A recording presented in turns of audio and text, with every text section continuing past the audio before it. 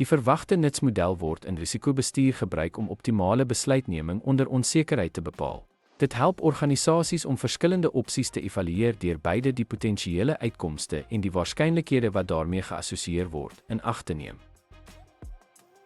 Die verwagte nutmodel kombineer waarskynlikheid en 'n teorie om besluitnemers te help om die opsie te kies wat hul tevredenheid of waarde maksimeer. Hierdie model neem aan dat individue of organisasies die opsie met die hoogste verwagte nut sal kies deur risiko's en belonings te balanseer.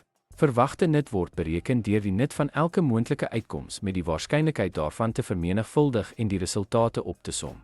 Dit kan toegepas word op besluite wat risiko behels, soos beleggingskeuses, versekeringaankope en strategiese sakebesluite.